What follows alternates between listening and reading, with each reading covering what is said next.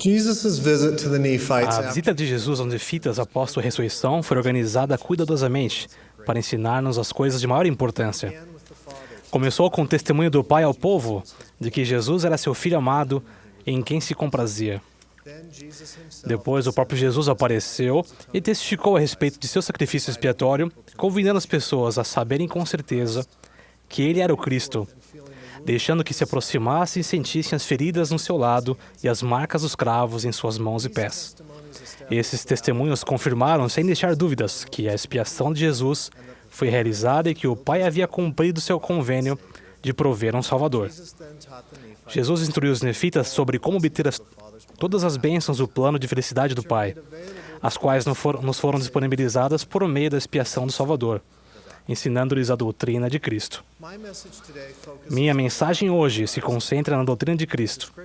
As Escrituras definem a doutrina de Cristo como sendo o exercício da fé em Jesus Cristo e em sua expiação, o arrependimento, o batismo, o recebimento do dom do Espírito Santo e a perseverança até o fim.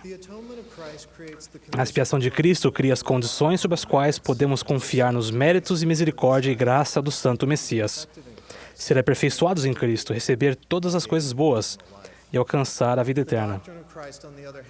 Por outro lado, a doutrina de Cristo é o meio, o único meio, pelo qual podemos receber todas as bênçãos que nos foram concedidas por intermédio da expiação de Jesus. É a doutrina de Cristo que nos permite ter acesso ao poder espiritual que nos eleva de nosso estado espiritual atual para um estado no qual podemos nos tornar perfeitos como Salvador. Sobre esse processo de nascer de novo, o Elder D. Tal Christofferson ensinou: nascer de novo, em contraste com o nascimento físico, é um processo e não um evento. Envolver-nos nesse processo é o objetivo central da mortalidade. Vamos examinar cada elemento da doutrina de Cristo. Primeiro, fé em Jesus Cristo e em sua expiação. Os profetas nos ensinam que a fé começa ao ouvirmos a palavra de Cristo. As palavras de Cristo testificam de seu sacrifício expiatório e nos ensinam como receber perdão, as bênçãos e a exaltação. Quando damos ouvido às palavras de Cristo, exercemos fé, escolhendo seguir os ensinamentos e o exemplo do Salvador. Nefe ensinou que, para fazer isso, devemos confiar plenamente nos méritos de Cristo, que é poderoso para salvar. Por ter sido um Deus na pré-existência, na existência pré-mortal, Jesus viveu uma vida sem pecados e, durante sua expiação, satisfez as exigências da justiça por vocês e por mim. Ele tem o poder e as chaves para levar a efeito a ressurreição de todos os homens e tornou-a possível por meio da misericórdia, a qual sobrepuja a justiça sob a condição de arrependimento. Quando entendemos que podemos alcançar a misericórdia pelos méritos de Cristo, somos capazes de ter fé para arrependimento. Confiar plenamente nos méritos de Cristo é acreditar que Ele fez o que era necessário para nos salvar e para que depois pudéssemos agir de acordo com nossa crença. A fé faz com que paremos de nos preocupar demais com o que os outros pensam de nós e comecemos a nos importar muito mais com o que Deus pensa de nós. Segundo, arrependimento. Samuel Lamanita ensinou: e se acreditardes no nome de Cristo, arrepender-vos-ei de todos os vossos pecados. O arrependimento é um dom precioso de nosso Pai Celestial, disponibilizado por meio do sacrifício do seu Filho unigênito. É o processo que o Pai nos deu para que possamos mudar ou transformar nossos pensamentos, nossas ações e o nosso mais profundo ser, a fim de tornarmos cada vez mais semelhantes ao Salvador. Não é um processo somente para os grandes pecados, mas sim um processo diário de autoavaliação e crescimento, que nos ajuda a sobrepujar nossos pecados, nossas imperfeições, fraquezas e falhas. O arrependimento nos faz verdadeiros seguidores de Cristo, o que nos enche de amor e lança fora nossos medos. O arrependimento não é um plano alternativo caso nosso plano de viver perfeitamente falhe.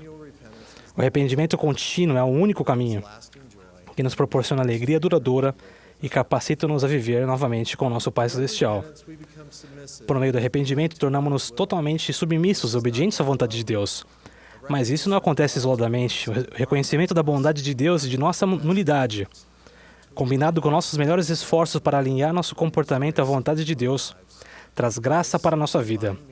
A graça é um auxílio ou força divina que vem pela misericórdia e o amor de Jesus Cristo, para que pratiquemos boas obras, as quais, de outra forma, não seríamos capazes de realizar se tivéssemos que fazê-las por nossos próprios meios. Uma vez que o arrependimento é, de fato, um caminho Para nos tornarmos semelhantes ao Salvador, o que seria impossível conseguirmos sozinhos, precisamos desesperadamente da graça do Senhor, do Salvador, a fim de fazer as mudanças necessárias em nossa vida.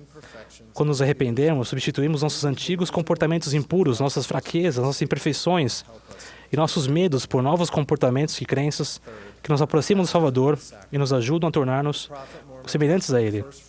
Terceiro, batismo e sacramento. O profeta Mormon ensinou que o primeiro fruto do arrependimento é o batismo.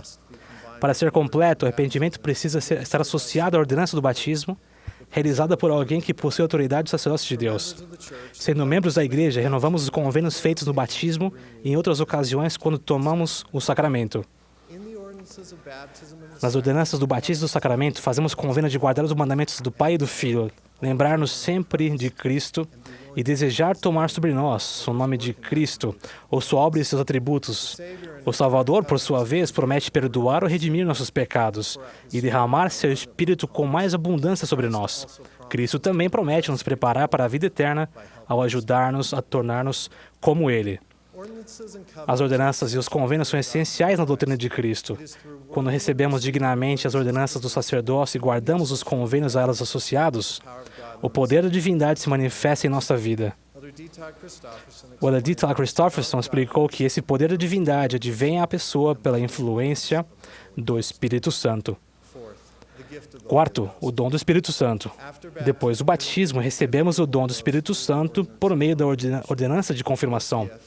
Esse dom, se o recebermos, permite-nos ter a constante companhia de Deus e o acesso contínuo à graça que nos vem naturalmente com sua influência. Como nosso companheiro constante, o Espírito Santo dá-nos poder ou força para guardarmos nossos convênios.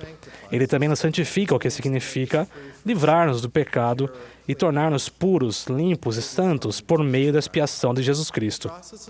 O processo de santificação não somente nos limpa, mas nos investe com os dons espirituais necessários ou os atributos divinos do Salvador. E muda a nossa natureza, de tal modo que não temos mais disposição para praticar o mal. Todas as vezes que recebemos o Espírito Santo em nossa vida por meio da fé, do arrependimento, das ordenanças, do serviço cristão e de outros esforços justos, somos modificados até que gradualmente nos tornemos semelhantes a Cristo. Quinto, perseverar até o fim. O profeta Nefe ensinou que depois de receber o dom do Espírito Santo, devemos perseverar até o fim, seguindo o exemplo do Filho do Deus vivo. O Elder Dale G. Renlund descreveu o processo de perseverar até o fim da seguinte maneira: podemos ser aperfeiçoados de maneira constante e progressiva, exercendo fé em Cristo, arrependendo-nos, tomando o sacramento, para renovar os convênios e as bênçãos do batismo e recebendo a presença do Espírito Santo como nosso companheiro constante. Quando agimos dessa forma, tornamo-nos mais semelhantes a Cristo e perseveramos até o fim. Em outras palavras, o ato de recebermos o Espírito Santo e a mudança que isso causa em nós fortalecem nossa fé. Quando desenvolvida, a fé leva-nos ao arrependimento. Então, à medida que simbolicamente sacrificamos nosso coração e nossos pecados no altar do sacramento, recebemos o Espírito Santo mais plenamente. Quando recebemos o Espírito Santo mais plenamente, somos movidos no caminho do nascer de novo. Ao continuar nesse processo, realizando todas as ordenanças de salvação e os convênios do Evangelho, recebemos graça por graça até a plenitude. Irmãos e irmãs, ao aplicarmos a doutrina de Cristo em nossa vida, somos abençoados tanto material como espiritualmente, mesmo durante as provações. Por fim, somos capazes de nos apegarmos a todas as coisas boas. Testifico que esse processo aconteceu e continua a acontecer em minha vida, gradualmente. Mas o mais importante é que devemos aplicar a doutrina de Cristo em nossa vida, porque é o único caminho que nos leva de volta ao nosso Pai Celestial. É a única maneira de recebermos o Salvador e de nos tornarmos seus filhos e suas filhas. Na verdade, a única maneira de sermos redimidos do pecado e progredirmos espiritualmente é aplicando a doutrina de Cristo em nossa vida. De outro modo, o apóstolo João ensinou: todo aquele que não persevera na doutrina de Cristo não tem Deus. O próprio Jesus disse aos 12 nefitas que se falharmos em exercer fé em Cristo, em nos arrepender, em sermos batizados e em perseverar até o fim, seremos cortados e lançados no fogo, de onde não mais voltaremos. De que modo podemos aplicar a doutrina de Cristo mais plenamente em nossa vida? Uma maneira seria fazer um esforço consciente a cada semana para nos prepararmos para o sacramento, reservando um tempo para pensar em espírito de oração, nas coisas que precisamos melhorar. Poderemos assim levar ao altar do sacramento o sacrifício de algo que nos impede de ser como Jesus Cristo, suplicando com fé por ajuda, pedindo pelos dons espirituais de que necessitamos e fazendo convênios de sermos melhores na semana seguinte. Ao fazer isso, receberemos o Espírito Santo mais plenamente em nossa vida e teremos força adicional necessária para sobrepujar nossas imperfeições. Testifico que Jesus Cristo é o Salvador do mundo e que Ele é o único nome pelo qual podemos ser salvos. Todas as coisas boas nos são dadas somente por meio dele. Mas para realmente nos apegarmos a todas as coisas boas, incluindo a vida eterna, devemos aplicar continuamente a doutrina de Cristo em nossa vida. No sagrado nome de Jesus Cristo. Amém.